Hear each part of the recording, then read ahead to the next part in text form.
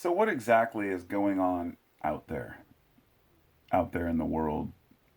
All the crap that's happening that people are constantly immersed with and bombarded with through social media, the news. It seems that people are losing their minds, and it seems that the world is falling apart. The climate's falling apart. There's drought everywhere, and hunger, and there's government domination and authoritarianism. But when you step back for a minute and really look rationally at the situation and at your own neighborhood, your own community, you realize that the problems can be dealt with. Almost every problem can be dealt with on a local level, except, of course, military dominance. And military is a subject that I will just completely omit from this discussion because the military industrial complex, it runs circles around, any political needs or the people's needs. It's always military first, and it always has been. And there is a part of us, an inherent part of humanity that is constantly on the defense, which leads us to be on the offense. And therefore, we create our own problems. And this is something that we've seen through history, but never have we had the military superiority that we have now to devastate an entire region within a couple of hours. So we live in precarious times where most of us just go about our daily life. We don't worry too much about things like nuclear war. Hopefully you don't, because, if something like that happens, it happens. It's one of these things you don't really prepare for, because if the shit hits the fan, the shit hits the fan. Sure, you can have extra food and water. I prepare for all these things. But to worry about it or have an actual conscious worry about the future is what holds us back so often. And you see this every election cycle, even, where candidates go at it, talk about how the other one's going to destroy the economy, this one's going to destroy the economy, and you find out they both destroyed the economy. That we're putting money into things that we don't need, government subsidies for companies that are already multi-billionaires.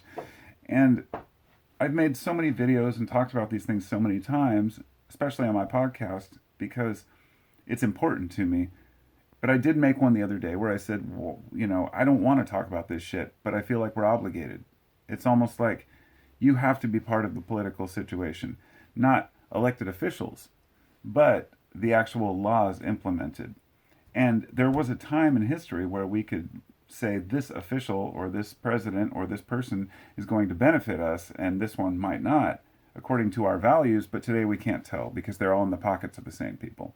So at any rate, this isn't really about government or politics so much as the politics of the inner man or woman, whatever it might be. A person who wants to discover themselves is thrown into a sea of chaos and complete bullshit. We have to face issues with everything. I mean, I can't even imagine the list of things that we have to buy into in order just to survive today. We have to find a home to live in, which means that we either have to rent or pay property tax or, and then buy a home. Then we get ourselves into loans and mortgages. We have to drive cars, so we have to pay for gas and oil. We have to have a bank account. Now we have to have the internet to even pay half of our bills. There was a time when you could still do everything by mail or old school, but now you're basically trapped into having to have an internet service of some sort in order to even function in society. And we've wrapped ourselves up with technology so tightly and it's so intricate that it could unwind so fast. It could all fall apart quickly with one issue with the grid, but that doesn't matter. That's not the point either. The point is that we worry about things because we have a vested interest in keeping them either the way they are or making sure they change. So what do I mean by that? Conservatives by nature, the term conservative means you want to keep things the way they are, conserving them. Say a liberal by nature means you want to share with everyone, spread out the wealth in a sense, but not necessarily in the way that's described, so it's probably not the best term today. Both have their merits, both have their value, both different methods of looking at things. There's a certain amount of self sufficiency we need to have as humans to do things for ourselves. And there's a certain amount of help that we need from other people sometimes. So, for example, if you get sick, your family, your nuclear family, will usually take care of you. They'll bring you soup, they'll bring you water. Your workplace will often give you sick days or let you rest. That's the community effort to help out one another. Those are the things that we do when we know a person needs help. Or if in the Amish community, if someone gets sick and has to go to the hospital and they have to get a surgery that they're not qualified for, then the whole community will chip in and fund these huge surgeries, sometimes hundreds of thousands of dollars, because they save money for each other because they care about each other. The problem in modern society is that people don't care about each other enough. You think that your neighbor is a bad person because of A or B. We think that this politician or that politician is a demon or a monster, not just that they make bad decisions or that they're selfish or greedy, which is in itself a problem. But we think that they have a nefarious, intent against us. That's where we're at right now in society. And I don't want to think that way. I still choose to help people out if I can. I still choose to talk to people who look like they need a hand but I'm not saying I go out and volunteer to help homeless camps. There is a limit that I draw because I've seen how bad things have gotten right now. And I'm not trying to demean the homeless community or the situation at hand because it's devastating. It's horrendous what we've come to. This all started in 2008 with the housing crisis and has just snowballed. People don't realize how quickly a person can completely lose everything and then lose all hope.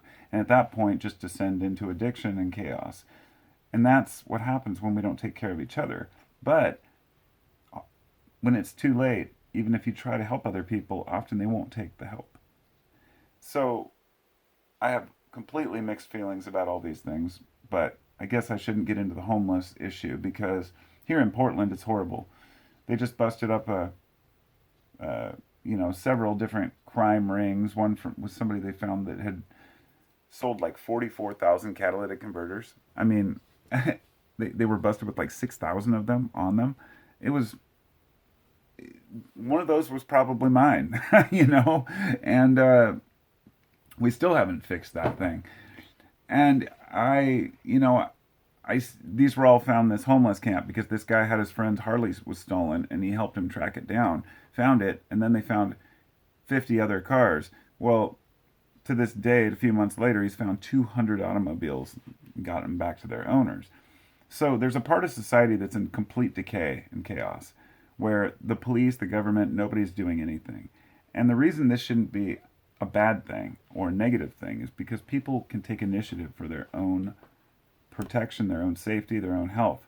Put up a bigger fence, put up a security system, get a dog, get a gun, whatever you need to do to protect yourself in the community you live in according to your situation. Because as long as we're allowing criminals to just walk into a grocery store or a Home Depot and just load up carts full of tools and just walk out without actually tackling them, cuffing them, and getting the shit back, people will continue to do it if there's no repercussions for crime.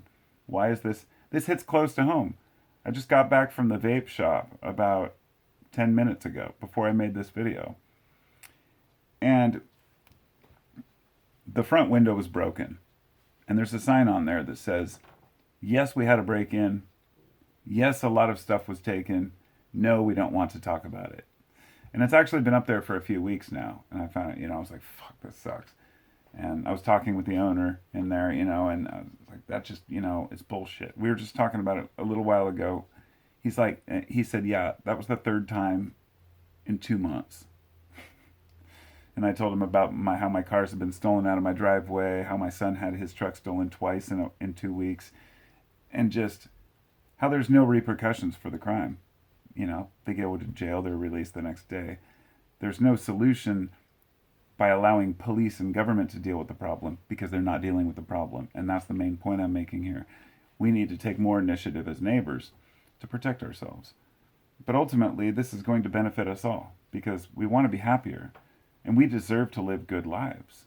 So when it comes to government, it's funny. it was meant to be a voice for the people.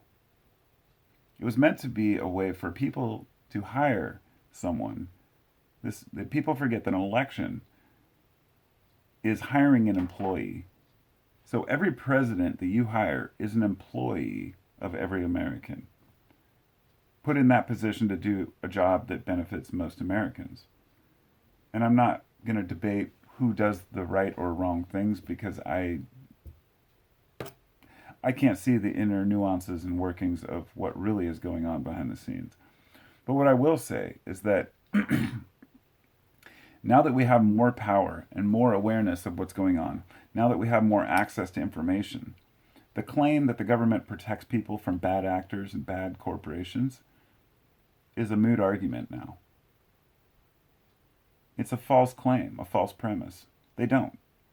With lobbyists and corporations completely embedded within the government, with the revolving door of pharmaceutical reps coming to work in the FDA and then going back to the pharmacy, it's pathetic at best. We have a completely corrupted system.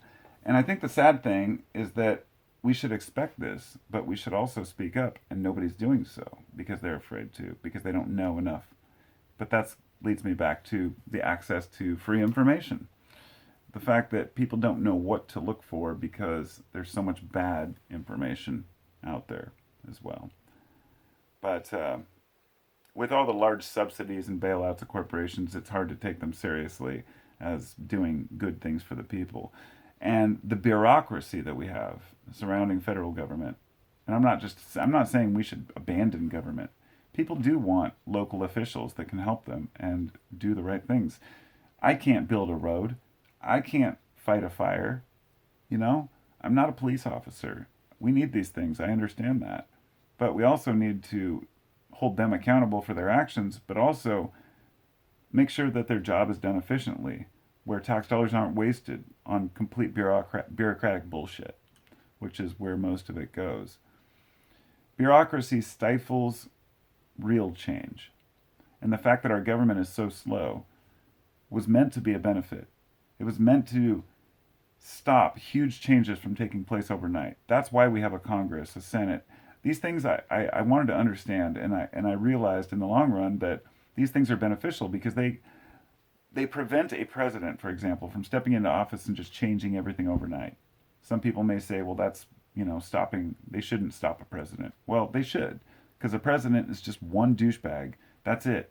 One human being. And I mean that, lovingly. We're all douchebags.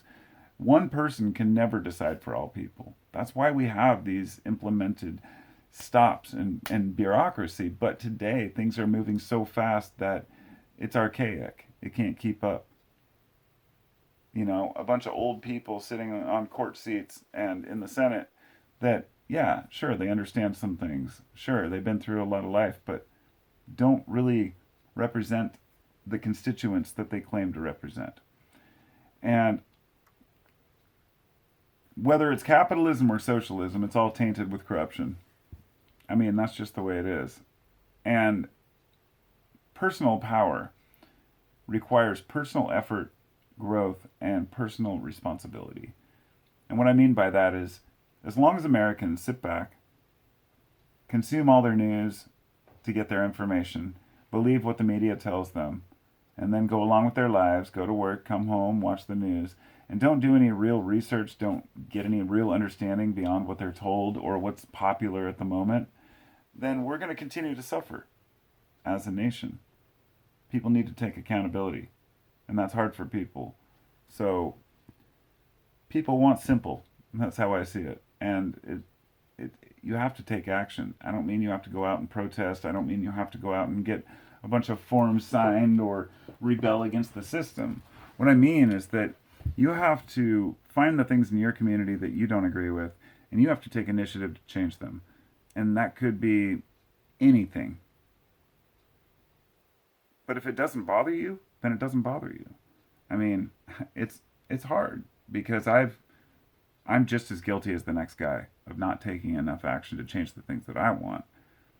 When COVID hit and my wife and I were in here locked down, basically, we went out and cleaned up the freeways. She started this trash cleanup group because we were sick of seeing garbage on the freeway, but also needles in my own neighborhood. And I remember cleaning up like 20 needles under one tree. And I was like, this is preposterous. This can't be allowed to continue. Why should we have to do this when we're paying taxes? And this shit should be done. And then they take those tax dollars, they bail out corporations or bail out bad loans from banks or, God forbid, students, people who, took loans. And I, it's a weird time to live. I don't let the shit bother me, but I do think it's worth discussing. Sometimes it's just more of an eye roll than anything. Like, what's going on? Where are we at? It's a strange time to be alive. So that's my ramble, and I don't know, for what it's worth. I don't know if I'm going to make this public. What I'm thinking about doing is making these weekly rambles and then making them unlisted on YouTube and then putting them on my Patreon. So maybe I'll just make this one for my patrons. And I appreciate all of you. So I guess if you're watching this, you are a patron. And I'll talk to you all next time. Be well, much love, and thanks for helping out the channel. Peace.